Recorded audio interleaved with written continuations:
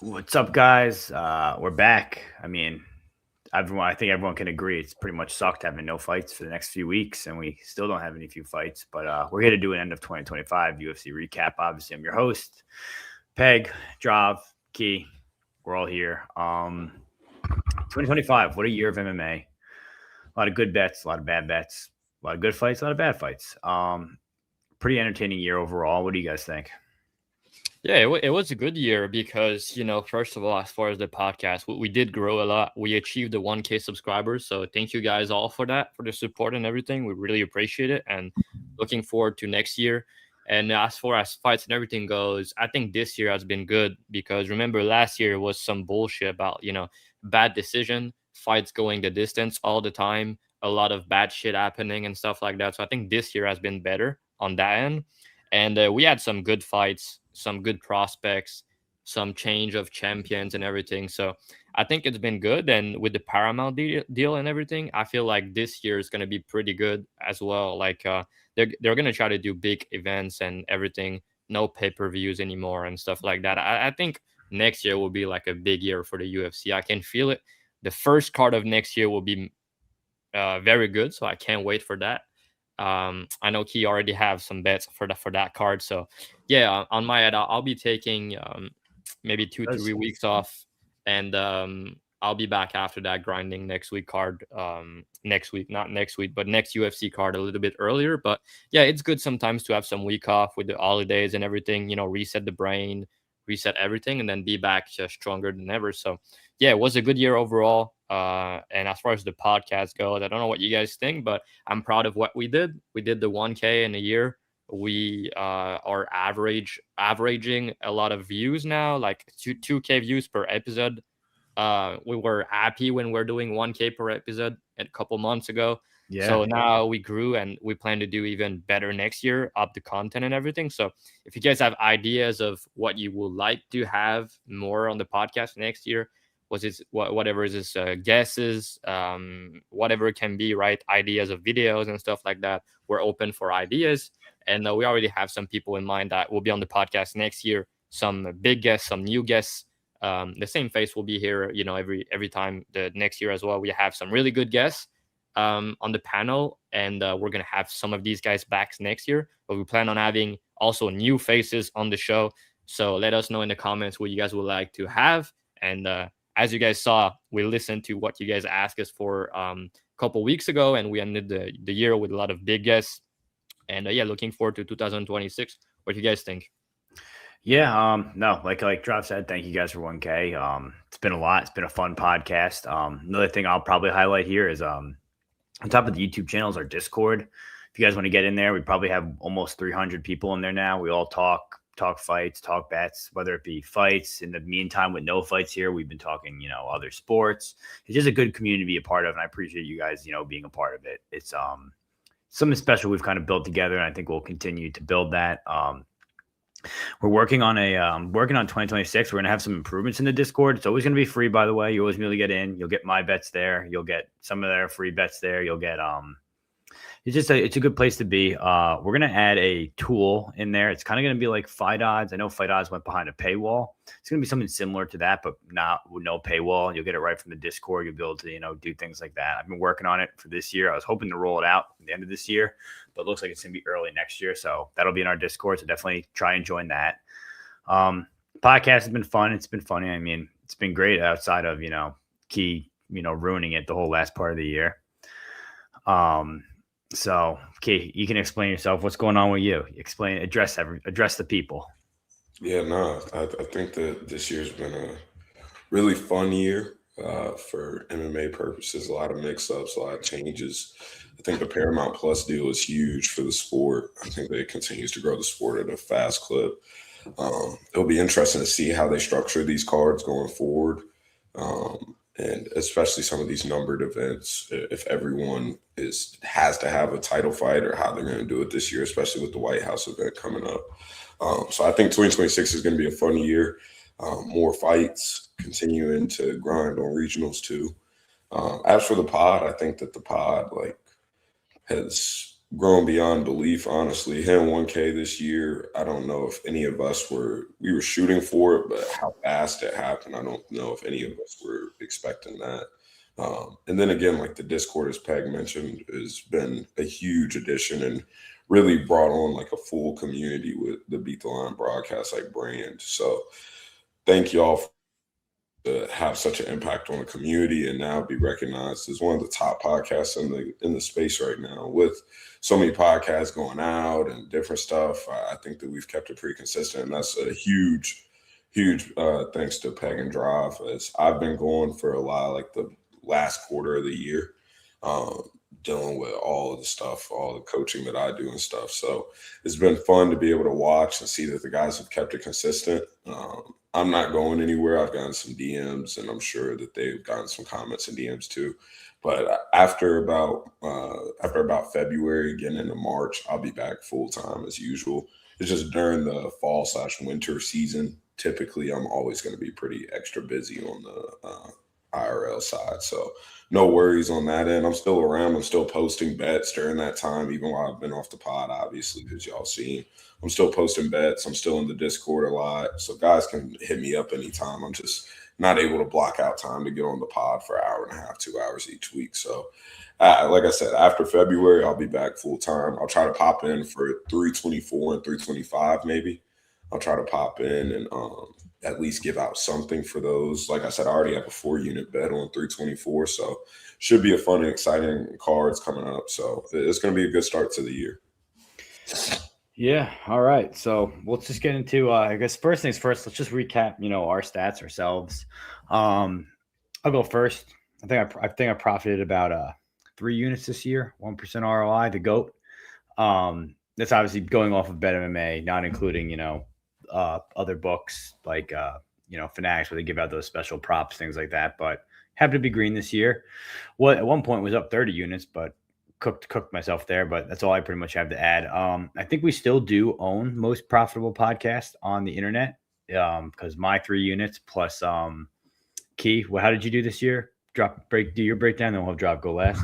Yeah, I would save the best for last. I had a 40-unit year. I believe my ROI on books is something like 20%. It was a low volume year for me with just being more picky around my spots and not getting so much action down each card. Part of that was due to stuff that I have going on in like regular life, of just not being able to have as much time to grind the tape as I usually do. But part of it was also that I think that this year was kind of weird in terms of matchmaking. Some big time fights fell out. There was a lot of injury. Like it just felt like a weird year with some of these short notice stuff. So volume was definitely lower than ever, but ROI was higher than ever. So 40-unit year. I'm not happy with it, but it's a solid year. Keep going. That's the 3rd year in a row of being profitable. Discord's up over 100, way past 100 units at this point. So guys are eating still, but I definitely expect my volume to go back up, and not in a reckless way of me forcing, but just me having blocking out time and having a regular schedule again. 2026, I'm going to get fucking reckless. What'd you say? I said 2026, I'm going to get fucking reckless. Oh, Jesus Christ. Continue. Nah, it's on Drive.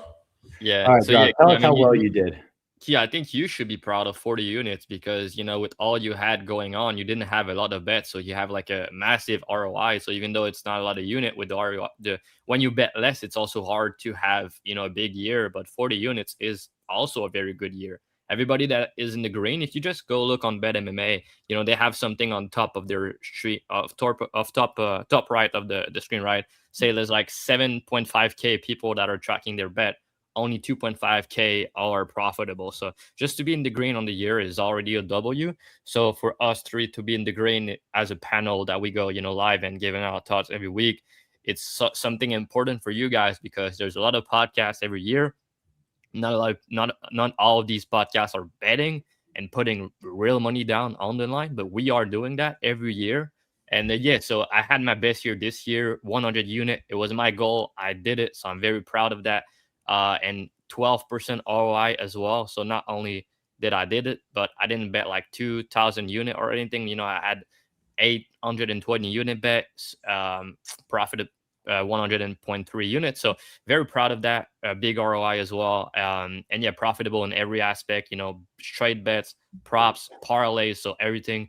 And yeah, it was my goal after last year. I also wanted to step up my game and do better than I did. So I upped my unit size, 1K per unit now since a couple months. So it's been big money. It's been great. The guys in the Odd Shoppers been hating, build a good community over there and with the BTL team in the Discord and everything. So it's been a very good year overall.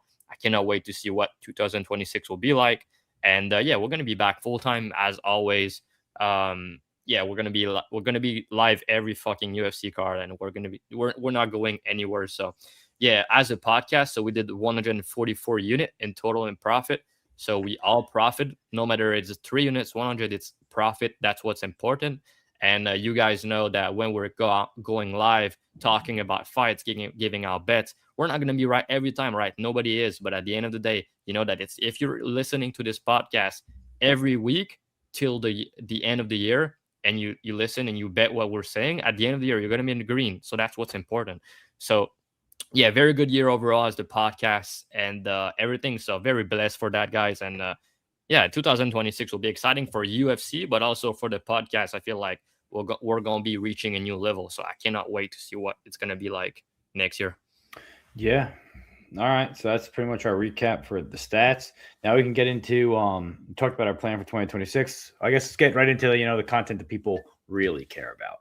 So best prospect of the year. Who do you guys think who is the best prospect in 2025? There's a few young men who came into this cage and they all kind of improved, and we have a lot of good talent coming in. It was kind of dry in 2024. But I think it's going to be a lot better this year.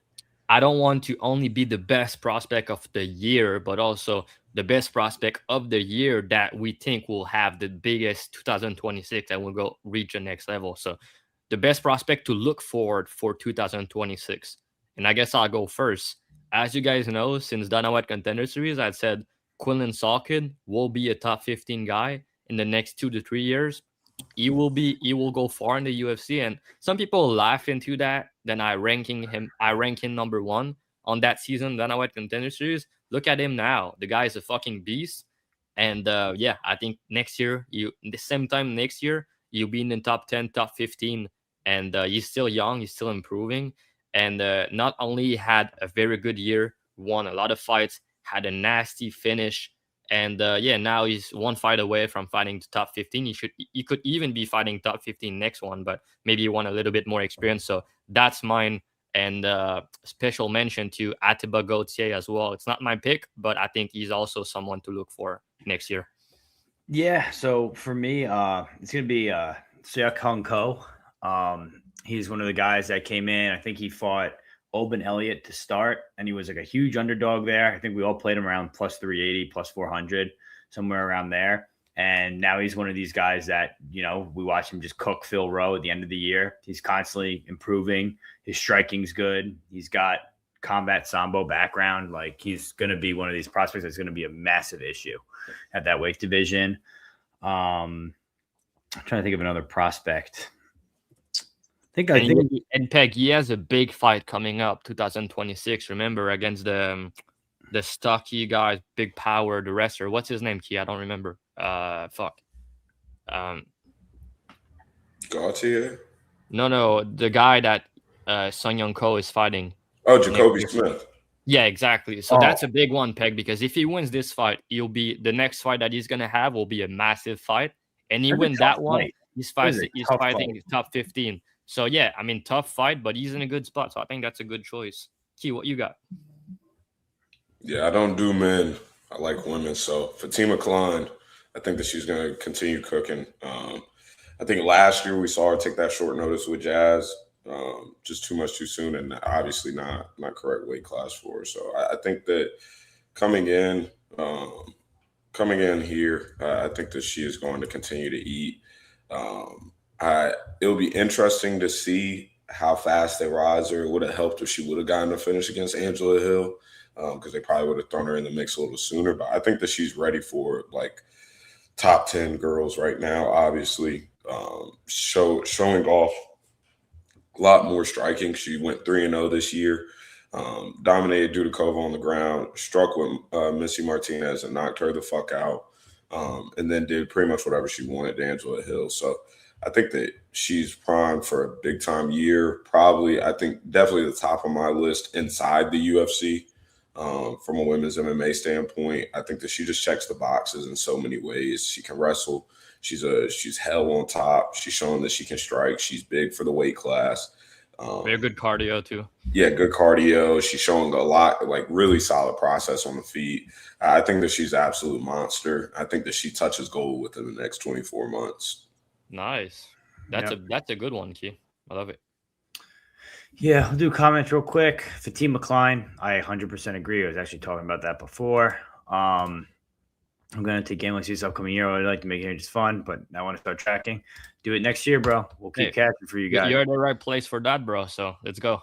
Only UFC. This is the only professional UFC level betting podcast, in my opinion. The rest are for entertainment and showmanship. We appreciate that, man. It's what we're here for. Bro. We're here to make you guys money, man. That's what we do. BTL Gang. He coaches basketball as well. Dog Father, thanks for joining us. Yep, I'm a little not locked in for NFL today. It's okay.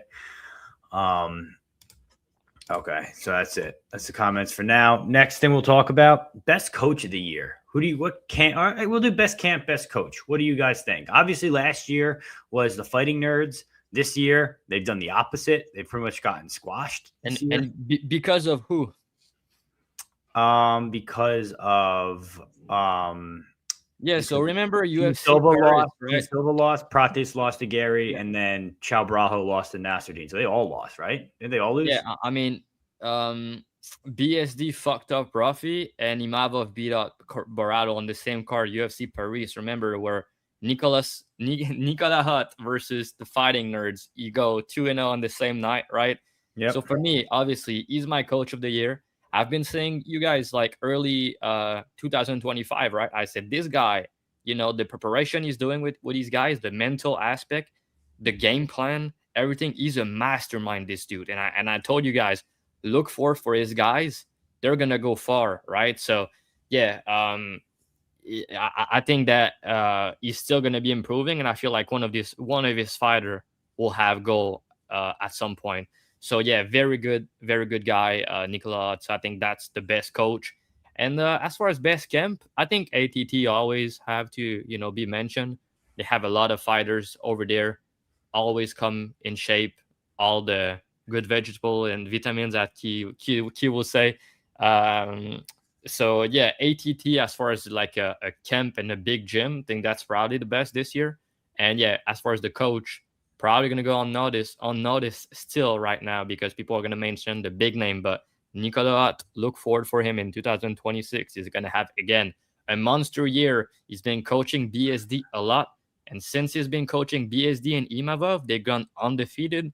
And they're going up the ranking. Imavov probably going to be fighting for the belt next year. And BSD also, he has a fight over with Danoker.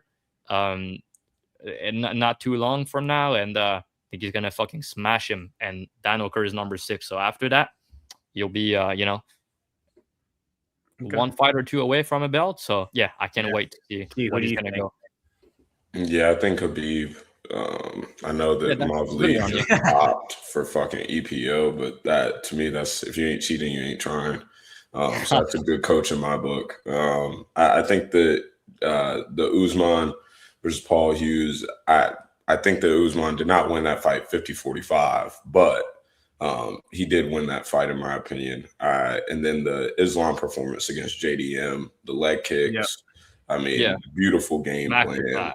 Absolute masterclass. So I've got to go Khabib and his gym for top coach and top gym of the year. I think that they've produced, and Umar even cleaned himself up to end off the year with the win too. So I think that they win that one. Yeah. Like you kind of took both of you kind of took one and then the other. So I agree with both you guys. Nicholas Ott, definitely up there. Coach Khabib, always, I got nothing to add there, to be honest with you. Next thing we'll do is best knockout of the year. Who do you guys think got the best KO this in 2025? You can go first on this one. I would say Lerone Murphy over Aaron Pico. And not only just because he like perfectly timed the spinning elbow, it was the fact that Pico was like on his ass up until that moment. Like how fast paced that fight was moving due to Pico's pressure.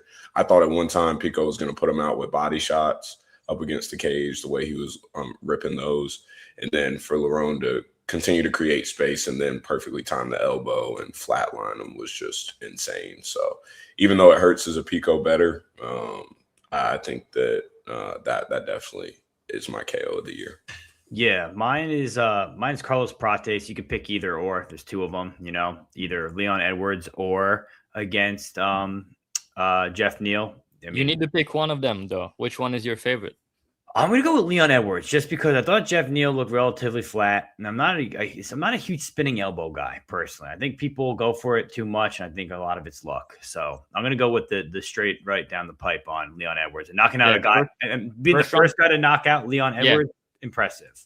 Yeah, I agree. That's a good one. Mine will be a bit different, and I name him for my best prospect. So I'll give him a big shout out for his knockout. Quinlan Salkid knockout over Nasrat Akpras, right?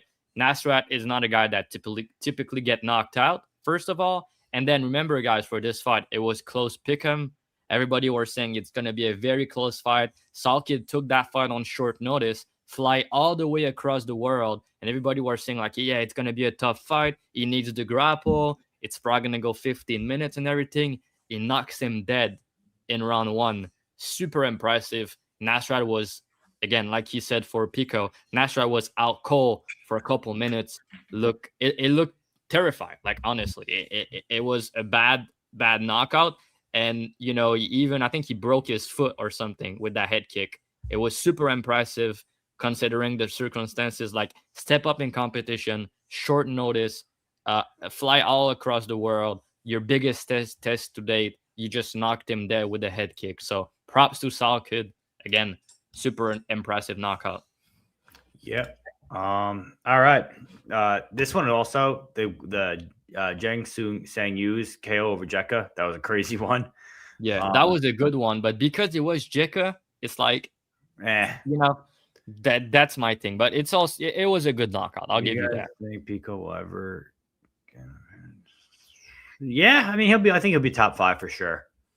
I think he has the potential to do it.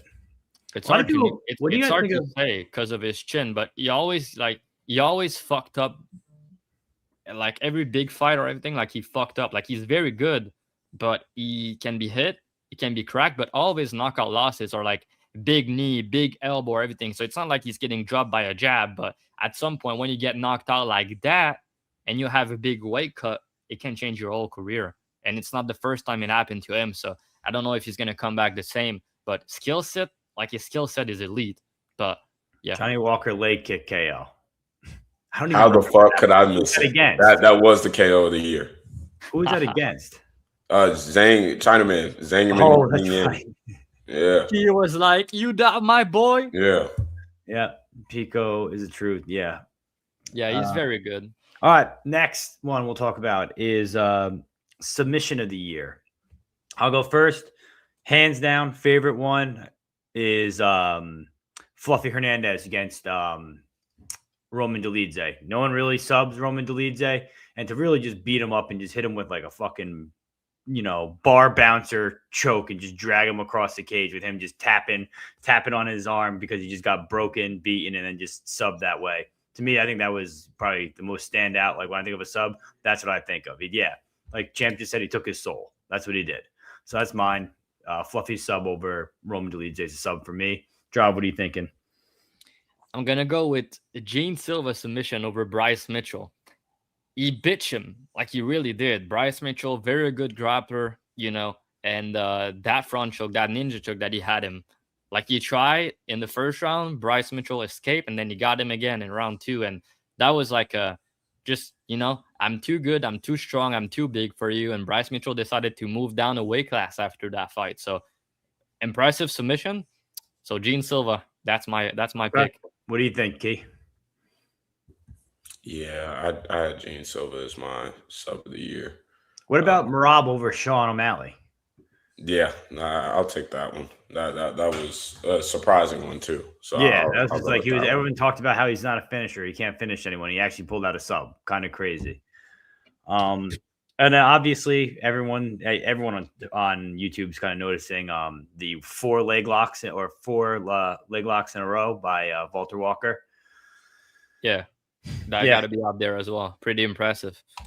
This guy's favorite, Dylan's favorite moment, saying Zhang 123 is minus 140, and everyone looking for the line. Yeah, guys, in the comments below, drop your favorite moments on the podcast. Whether it's me trying to pronounce Chikadadze or whatever his name is, or if it's this, whatever it is, just drop it below. We'll kind of go over that. Let's see. We did best sub. What about best bet? What was your guys' favorite bet of the year? So we go top 3 bet. Key, you go first on that one. Yeah, we can do top 3. Yeah, so my top 3, I'd probably say Paulo Costa plus 210 against Roman Kopylov. I've been waiting to fade that fucker for years. So that was a good one. Carly Judice, round 3 KO plus 1,600 against Nicole Cagliari. That was a fun cash. And Judice is my girl. I also had her plus 210 ITD against the stripper, Eunice Dubin. And then last, Stephen Wynn KO plus 220 against Muhammad Yahya. That was insane. And you were sweating a little bit. I thought that I was going to get fucked, but that was easily like one of the best bets of the year. I agree. Yeah. All right. Yeah. Mine, I'll go next. Mine are first one, champ hit it right on the head. Kyle Dawkins plus 240 against Michelle Pereira. It was as clear as day. Like I said, should have been minus 500. I also said it again with his last fight, and it still continues to happen. People the only thing, Peg, is like if only you would have bet him like you thought he should have been minus 400. Yeah, your year is very different right now, right? If you bet 4 units on that, like you'd be laughing right now, cashing that money. But money is money, bro. That was a good call. One of them. Mizuki Inui versus what's her name? Amarim Mizuki. That was a good one. I think she was. I think I got a plus 380 for that. Very good bet. That was one of them. And then there was Peter Yan to end the year against Merab plus 400, and I played the spread even bigger as well too. So like, you tell your boy on that one though. Yeah, okay. I'm the first one on it. But go ahead. What are your 3 bets? Yeah, so I mean, you shut out Peter Yan last one, and I have to go there. I'm sure he's salty a bit about this. Yeah, he didn't draw any trade. Peter Yan plus 400 against Merab. He fucking schooled him. That was a fucking insane performance. That was crazy. So yeah, I had Peter Yan plus 400 as my top bet, but I have another one that was super impressive.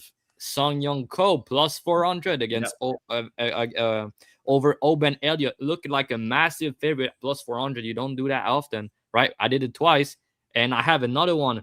Yorsi Begari plus 250 against Bekoev. Nice. Remember all that shit I got on Twitter for posting him as my free bet of the week? Everybody was saying how Bekoev is going to smash him. The guy, he smashed him. Yorsi did. And he even knocked him out at the end. Looked like a favorite at plus 250.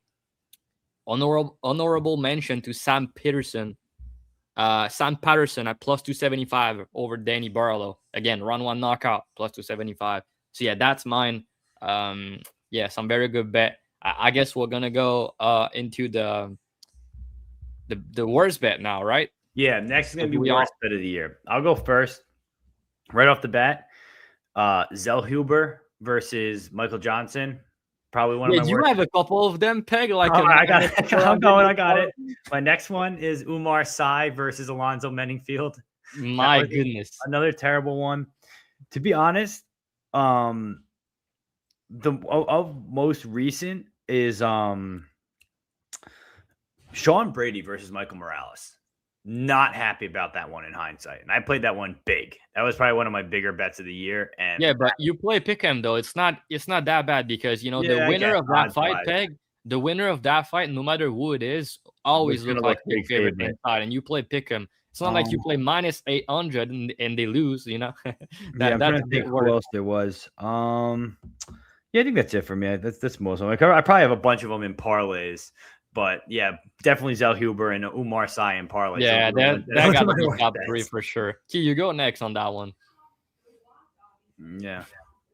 Yeah, I'd say Delize. I know it was crazy odds, but just the way that he got his soul taken. Delize against Fluffy. And then Chris Ewart on a fucking Dana White Contender Series versus Panfarov. That was unreal how bad that was. So yeah, those are my worst bets of the year. What do you think, Drav? Yeah, I have Roman as well. It was plus 280, Key, as you said. So we can be wrong on these type of dogs sometimes, because as I just point out, the best bet, I cashed 4 of them big dogs. So you don't need to win all, but that was a bad one, Roman Dolidze. And one more recent that is one of my worst bet of the entire year, Weili Zhang plus 120 over Valentina. I don't know what I was thinking, but that was bad, man. So she was not even competitive. Weight class mattered. And yeah, Valentina, impressive performance. Okay. Let's see what else we had. Best bet, worst bet. What else could I think of here? Do you guys want to go over robbery of the year or maybe like ref of the year? You want to do something like that? Robbery of the year goes to Rizvan Cunha versus Curtis Blades for me. Okay. I think I had written down Pogues against Hamdi. That was probably one of mine, but there was another one I was thinking of too. If you can go in the meantime while I think of this and look it up.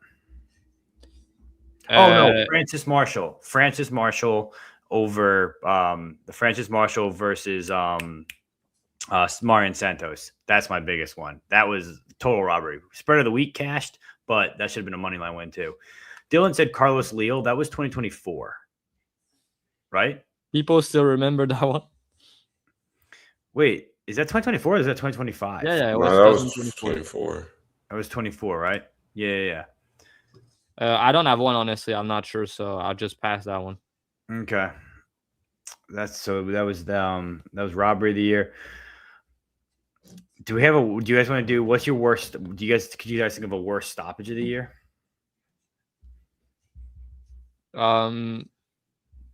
There was one really bad recently. I don't know which one it was, but fuck. But Key, your best bet KO, it's Stephen Wing. It's a very, very bad one. Yeah, that was probably the worst of the year. That was like the most blatant like fight fixing it felt like of a ref. Mm-hmm. Okay, that's a fun one. Best fixed fight of the year. Which one would you guys say it was? Having Dolgarian has to take the crown here. Yeah, he has to fucking take the crown. Yeah. Worst stoppage. Teixeira versus Lewis for me. Nah, it was not that was nasty work, bro. He got right back up. He was standing up. Nah, he was fine right afterwards. Yeah, Dolgarian's the obvious fix. He's cooked. Yeah, he'll be going to jail. Yeah, he's cooked. Dana White is on his ass. Yeah, that'll be done. Okay, so we have that covered. What other topics do we have? That's pretty much it, Peg. Trying to think if there's anyone. Oh, how about this? Oh, best. Do we go? Who's best women's fighter of the year? All weight classes. What do you guys think for best women's fighter? Valentina. I think Fatima Klein, personally. Valentina has to take the crown here. Dude, she's boring as fuck, man. She weaseled her way out of the Manon fight, but like the Weili performance was just and just to beat Manon and Weili in the same year, like what else can you do? I'm thinking Fatima Klein. Fuck Shevchenko. All right, men's fighter of the year. Who do you guys think? Gotta be Islam. Islam, huh? Yeah, I was hesitating between Islam and Topuria, but with everything that went down at the end of the year with Topuria, and not fighting for the belt and everything, I don't know. I say Islam. I'm gonna say Carlos Prates. What the fuck, bro? Because he beat Ian Gary, he beat Leon Edwards, and he didn't beat Ian Gary, bro. He lost. Oh, give me a break, bro. Give me a break. 2 more fights like in that 20 minutes of that fight too. Yo, it doesn't matter. All I saw is someone was bent over like a dog, and the other person was on top of them, bro. We know. We look on the street. You watch a street fight. You see that go on. Who lost that fight? Fair enough. Fair enough. Carlos Prates for me. Okay, so we just did man and woman. What you guys gonna do? Oh, okay. What was your favorite card this year out of the pay-per-views? The last one was pretty good. Last one of the year was pretty good, but there was also another one that was insane. I think it was 319. 319. Which one was 319? Only if that would have been perfect if Hamzat didn't ruin it with the fucking just like boring ass. Yeah. No, I have Hamzat by decision. I was happy with that. Yeah, that makes sense for you. Oh yeah, then there's Michael P. Yeah, that was a pretty good one. What was 320? I thought that was Pereira's KO over. That was a pretty good one too, right? I like 314 a lot. 314. Yeah, Vulcan Lopez. Oh yeah, I was there live in Miami. I was there. That was a sick card too. Yeah, this year was a pretty good year of pay-per-views, to be honest. Yeah, a lot of action fights. Let's see who else we have here. 316. 316 was okay. All right, so we did pay-per-view of the year. We kind of covered everything. I guess guys who is actually no, we're probably should do that. I think that's the show, guys. Before we go, just let us know in the comments if you guys have any question you want to ask us, because that's the last time we're going to see you guys before the end of the year. So let us know in the comments if there's any questions. And if you cannot make it live on rewatch, let us know in the comments what you guys looking for next year as far as the podcast goes. But yeah, we're going to be waiting a couple minutes, 1 minute or two in the comments if there's any question. If not, I guess we're going to see you guys next year. Yeah, and let us know your favorite moment from 2025 of the podcast in the comments below, and let us know guests who you want for next year, because we're going to work on booking our guest list for the upcoming year. So, okay, so the matchup we're the most excited for next year too. Nunes and Harrison. Yeah, that's a good one. That's my women's MMA holy grail. So yeah, I'm already on Amanda Nunes plus 150. So. Been there. I don't like to hear that. So yeah, I think we need to go over this. 2026 champions. Who do we think are going to be the champions coming in 2026? I think Islam stays at 170. I think he's going to stay the champ there.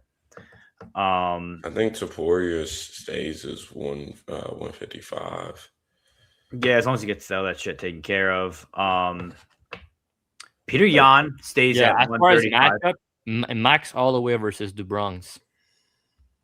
That's a good one. That's fun. The 145. Called a hot take. I think that John Silva gets the belt. John Silva 145. I could see that happening. I could agree with that. As well. Yeah. So for flyweight, we just go the lowest to highest. So flyweight, what do you guys? Flyweight's going to be Tetsuro Taira or Manel Kape. Okay, you got to pick one though. I think Manel Kape, because they're probably going to. I think it's Kape or Pantoja. Oh, you think Pantoja he makes a comeback the next year? Because it's only a dislocated elbow. It's not that takes 6 to 8 months, I believe. Yeah, and you know what? Kape always has those fucking issues with pulling out and weight and everything. That's what I was gonna say. I think if Kape I think he's gonna fuck up something. Like he's gonna fuck up at some point. I'm gonna go Pantoja 2K. I think that's pretty good. I think Pantoja beat Tyra. I think he beat Van, and the only other option is Kape. I think Kape versus Pantoja. It's pretty tough, but yeah, I think 185. Does it stay Hamzat or do you? We just go lowest to highest peg. So flyweight, me and Keith pick Pantoja. You pick Kape. Yep. Bantamweight. What do you guys think? I think Peter Yan stays. Yeah, I think Yan keeps it. Yeah, people have been saying Umar again. I think Peter Yan will beat Peter Umar. Yan beats him in the rematch. Beats him in. They never fought. Oh, I'm sorry. Beats him when they match up. That's a good Peter Yan spot. I can't believe Umar's minus 2,000 on the first card. Yeah, he won't be losing though. I don't really. Find the corpse of Figgy. Featherweight. What do you guys think? Oh, Key already said it. He said Gene Silva. Gene. That's a hot take, but I can see that. Peg, go next. I don't know. I'm trying to think who the top 5 at that. So Evloev, Lopez, Rodriguez, Murphy, Sterling, Allen, Zalal. I'm gonna say Lerone Murphy. I can see that. I think Lerone Murphy does it. Yeah, I mean, listen, it really comes down to like Volk is going to beat the brakes off of Lopez again, and then does Volk retire or does Volk is definitely retiring, or does he get knocked out by Gene Silva? Right. I mean, if he's not retiring, I think he should fight Evloev. I want to see Volk Evloev and then he retires, or Volk Murphy. Yeah, I fear that Lopez bonks him. And then 155, we all said Topuria. 170. You know what? Arman is live to beat him, but it's hard because if Topuria is not fighting or he has his issues again, like, you know, he can vacate and then we can see Arman versus like the winner of Paddy versus Gagey. If like we see Arman versus Paddy and Arman win and Ilya come back and it's not the same or whatever, like Arman can beat Ilya. I think Arman is fucking monster, but I'll go Topuria as well. Okay. 170. Islam, I agree. 185, Hamzat. Or does Nasruddin beat him? Hamzat. Yeah, I think Hamzat as well. All right. 205. Prohaska, Goldberg. I'm gonna say Goldberg. Yeah, I think Goldberg. You know what? I'll go with Prohaska. If we get a fight, Prohaska versus Oberg in 5 rounds, I think Prohaska is gonna cook him. Yeah, actually, yeah, I'm gonna go with Yuri because Yuri. He's definitely gonna melt him over time. If Oberg doesn't kill him early, Oberg has 10 minutes to find it. Who has the best chance to dethrone Islam? Morales? Yeah, I'd say so. Yep, I say so. I say the same. Anyone? And heavyweight. Oh, heavyweight. Tom Aspinall. I don't know what they're gonna do with that. They're just not doing anything. That's what I'm saying. I don't think they're gonna do much. I mean, he said that he's not even back to training yet. Yeah, I have a feeling Dana White's gonna get fucking bored of him and do an interim belt. Yeah, probably. Yeah, like Cyril Gane versus Waldo. Waldo Acosta, heavyweight champion of the world. Bro, the guy has been fucking working, man. Yeah, he has. He's good. Yeah, I think honestly, Cyril has a chance to do it, but I don't know. I have a feeling he won't. But all right, then women. Let's go down to women. 115. I think Weili gets it back if she gives a fuck. Yeah, I think Weili. How about 125? Minimum. Yeah, 135. Nunes is only coming back for this fight. It seems. I can't imagine that she defends again. No, if she does win it. So I don't know. They're kind of in a weird situation where, and Harrison only has 1 or 2 left in her. That weight cut is disgusting. I think that could potentially be nobody would be champ at the end of the year. Yeah, I agree. Because there's max only 2 title fights happening in the year for it. They don't ever use that belt 3 times. So they fight 2 times. Even if Harrison beats Nunes, she defends 1 more time, probably calls it a career.